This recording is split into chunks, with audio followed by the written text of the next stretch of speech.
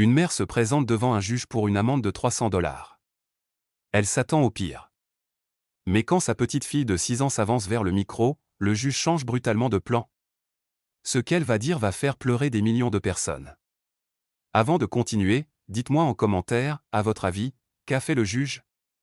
A-t-il puni cette mère, ou a-t-il fait quelque chose que personne n'attendait? Gardez votre réponse en tête, on y revient à la fin. Tout commence un matin ordinaire dans un tribunal de Providence, aux États-Unis. Une mère de famille est convoquée pour une infraction de stationnement, sa voiture était garée sur un trottoir. La facture s'élève à 100 $, une somme qu'elle n'a jamais pu régler.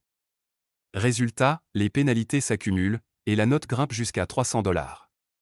Face à elle siège un homme que des millions de téléspectateurs connaissent bien, le juge Frank Caprio, star malgré lui de l'émission Caught in Providence. Mais avant d'être célèbre, Caprio a fait des études de droit en cours du soir, tout en travaillant comme enseignant.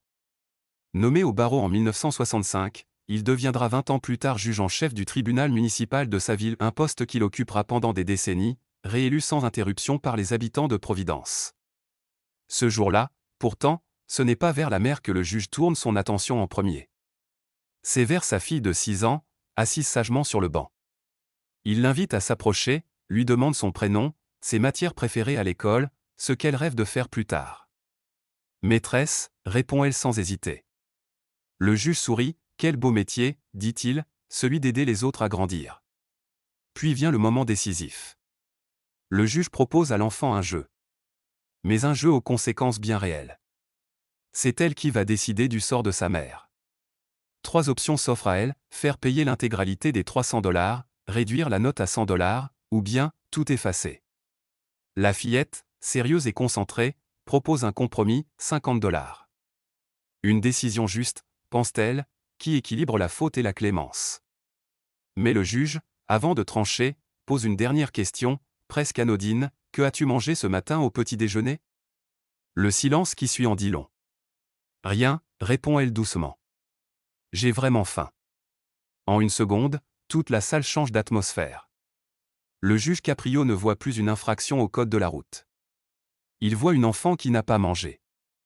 Alors il propose un nouvel accord, si la mère promet d'emmener ses filles déjeuner immédiatement après l'audience, toutes les charges seront abandonnées. 0 $ à payer. La fillette, les yeux brillants, n'hésite pas une seconde. Petit déjeuner, murmure-t-elle, presque incrédule. Avant de quitter la salle, elle se précipite vers le juge pour lui offrir une longue accolade, sous les regards émus de toute l'assistance. Cette scène, filmée et diffusée sur YouTube, a depuis été vue par plus de 500 000 personnes. Et si elle continue de toucher autant de cœurs des années plus tard, c'est qu'elle rappelle une vérité simple, la justice la plus puissante n'est pas toujours celle qui punit.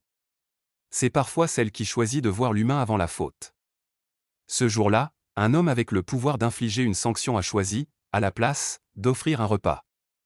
Et c'est peut-être ça, la vraie définition de la grandeur. Et vous, si vous étiez à la place de ce juge, qu'auriez-vous décidé? Dites-le moi en commentaire, j'ai hâte de vous lire. Si cette histoire vous a touché, abonnez-vous pour ne manquer aucun récit comme celui-ci, et partagez-la avec quelqu'un qui a besoin d'y croire aujourd'hui.